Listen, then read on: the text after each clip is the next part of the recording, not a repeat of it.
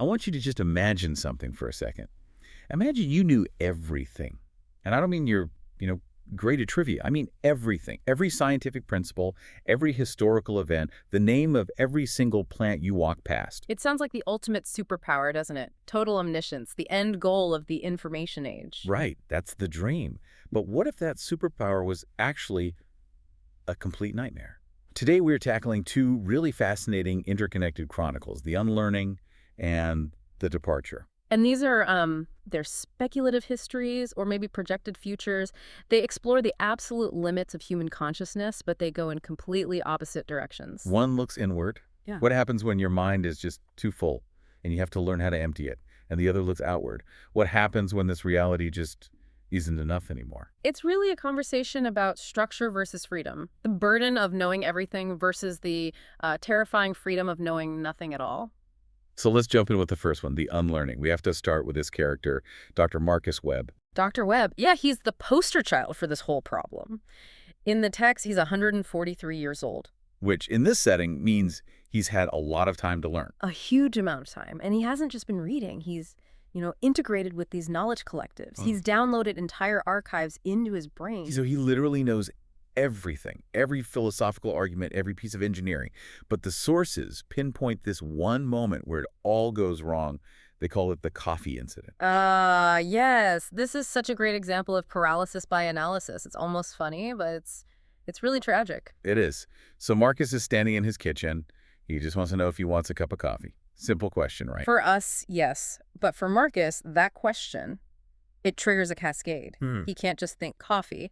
His mind instantly pulls up the adenosine receptor interactions in his brain, the half-life of caffeine. And it doesn't stop with the biology. No, that's just the start. He looks at the beans, and suddenly he's processing the entire history of Ethiopian goat herders, the global economics of the trade, deforestation in Brazil. It's like having a web browser open with 10 billion tabs all playing at once. Precisely. The text says, when you know everything, you can't think one thing.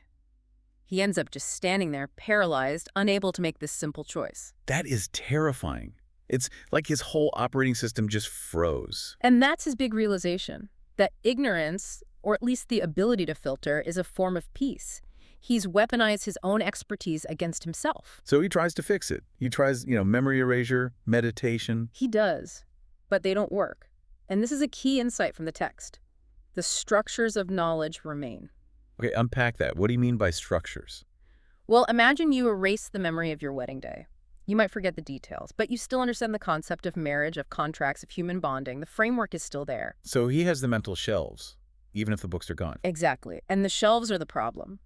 He realizes he needs to learn unknowing as an active skill. How do you even learn not to know? Isn't that just being confused? He goes on what he calls a knowledge fast. No reading, no databases, and the withdrawal is physical. It's described like coming off a drug. Yeah, he talks about the itch. He sees a bird and his brain is just screaming to know the Latin name, the migration pattern. We all feel that a little bit, don't we? When you see an actor in a movie and you have to look them up. Oh, absolutely. I can't let it go. That's the itch! But he has a breakthrough.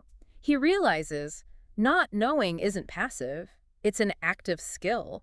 The ability to let information pass without grabbing it. To see the bird and just say, it's a bird. And that's enough. Exactly. Presence over analysis. So this starts a whole movement, the Unlearning Collective. Yeah. And I love the exercises they come up with. They sound like improv games for geniuses. They really do. There's one called the comfortable wrong. Yes, where you practice being confidently uncertain. Right. So you'd have these brilliant people sit around and someone asks, what's the capital of Myanmar? And Marcus, who absolutely knows, forces himself to say, I think it's Yangon, even though he knows that's not quite right anymore. Okay, let's try it. Ask me something I know. What is 2 plus 2? Ugh. Okay, it's 5. And how does that feel? It feels awful. Ugh. Physically wrong. My brain is just yelling 4 at me. That's the work. Surviving the discomfort of being wrong, decoupling your self-worth from your accuracy. Then there's the single perspective practice. Instead of having 17 opinions on a topic, you just pick one. Which feels completely irresponsible to them. But it's about reclaiming the ability to just take a stance. And my favorite, question without answer. You ask, what happens after death? Yeah. And you just sit with it. You let the question hang in the air. You relearn the beauty of mystery. But here's the irony. what the source calls the paradox of learned ignorance. Right, this is the gotcha. To unlearn effectively, they had to study cognitive science, epistemology. They had to use advanced knowledge to dismantle their own knowledge. So it takes a PhD to learn how to think like a toddler again. It's a cultivated simplicity, not a return to innocence. And this eventually leads to the beginner's mind schools. Right. Instead of teaching breadth, they teach depth. A radical shift. The source mentions a math teacher spending an entire year only on fractions, or a history class spending a whole year on just the French Revolution. Okay, but Yeah. if my kid only learns fractions for a year, what about algebra? What about geometry? How is that a good thing? The argument is that you build intuition. You learn how to learn. If you deeply understand the French Revolution, you have the framework to understand any revolution. Quality over quantity. The result is kids who are less anxious, more creative, but they do terribly on standardized tests. Of course they do. The tests measure information, not the ability to handle uncertainty. Exactly. So we have the society trying to clear out mental space, but then the source material shifts gears completely to the departure. It's a subtle connection at first. Think of it like this. The unlearning is about clearing the furniture out of a room. The departure is about walking out of the house entirely. Leaving reality. Yeah. Not dying, not dreaming, actually leaving. It starts with a protagonist named, appropriately, Departure 1.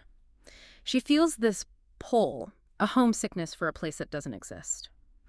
She feels trapped by the walls of our reality, which they call $3. $3. Okay, so this is where it gets a little heady. This is physics, right? It is. A theorist, Dr. Yarakos, suggests our reality, our physics, our logic is just one point, $1, in an infinite space of possible realities. So there's 2 2s and 3 2 and so on. In theory, yes, but you can't travel to them. You can't build a spaceship to go to Tree 2. Why not? Because the ship itself is made of $4 matter. It obeys $3 laws. It's like trying to use a physical key to open a digital password. The tool doesn't apply. So how do you get there? You have to jump. You have to stop existing here to start existing there. And they build the departure gate. But it's not a machine, is it? No, it's basically a sensory deprivation chamber, a quiet, dark tank. Because the gate isn't the technology. The gate is consciousness itself. The protocol is just intense. She goes through these stages. Right. Releasing the body, then memory, then identity. And then the final, hardest part, releasing frameworks. Time, space, causality, and logic. How do you let go of logic? That feels impossible. That's the ultimate unlearning. You have to accept that A doesn't have to equal A. And when she does, she vanishes. Poof. Just gone. No biological remains, no heat signature, nothing. One moment she's there, the next she's not. And the big question is, did she actually go to $2? Or did she just commit the most elaborate philosophical suicide in history? That ambiguity drives the rest of the story. For the people left behind, the Remainers, it's terrifying. And some people try to come back, the scouts. Yes. Yeah. And the results are, well, they're disturbing. They come back glitching. What does that even look like? Translucent, phasing in and out of vision, like a bad video signal. Yeah. But the real problem is language. They can't describe $2. They just say it's other. There's that one scout, Maya, who just starts crying when she tries to explain it. She says it's like trying to describe wetness to a creature made of fire. Right. And they all have the same warning. You can't exist in both. Being caught between them is agony. Which leads to Integration 7. This is a collective consciousness, right? Yeah. 12 people sharing one mind. Yes. And they find a workaround. They split. They leave 9 of their selves here in the dollar as an anchor and send 3 selves to $22. Then they rotate. They become travelers. That sounds exhausting. But it creates a bridge. It proves that 22 is real, that Departure 1 didn't just die. So now society has this huge ethical debate. Is it abandonment to leave your family for another reality? That's the core question. A writer, Dr. Yuki Kovacs, frames it as breadth versus depth. Break that down for me. The leavers explore breadth. They go wide, expanding the map of existence. The remainers explore depth. They stay here, digging deeper into what it means to be human in this reality. Both are seen as necessary for the pattern of consciousness. So it's not brave versus cowardly, it's just different jobs. Exactly. And then after 53 years, a message comes back from Departure 1. A psychic blast. And she says she's happy, or the 2 to 2 equivalent. She confirms the pattern is infinite. So connecting the dots here, the source explicitly says that the Unlearners. Oh, yeah. They were significantly more likely to become leavers. It makes perfect sense now, doesn't it? It does. To leave reality, you first have to unlearn the frameworks holding it together. The unlearning movement was basically boot camp for departure. They were packing their bags for another dimension and didn't even know it. You have to let go of the old physics before you can jump into the new. So 200 years later, what does this civilization look like? It's stabilized. About 47% of people depart. 50% stay. And the culture of the remainers, it becomes what they call slow culture. Since they aren't chasing the infinite unknown, they focus on the finite known. They make art that takes a century. They build relationships that last hundreds of years. It sounds calmer, less FOMO. Much less. They teach kids to find their calling. Are you a settler focused on depth or an explorer focused on breadth? And neither is wrong. Which brings us back to Marcus Webb, the guy with the coffee problem. He finds peace, but he doesn't depart, does he? No. He dies in his garden, planting tomatoes, and his final journal entry is just, I know that I don't know what comes next. I'm comfortable with that. He achieved the ultimate unlearning right here. He found the mystery in the mundane. He did. So here's the question I want to leave you with. Really think about this. If a departure gate existed right now, if you could walk into a quiet room and let go of everything, would you do it? Knowing you could never come back. Never come back.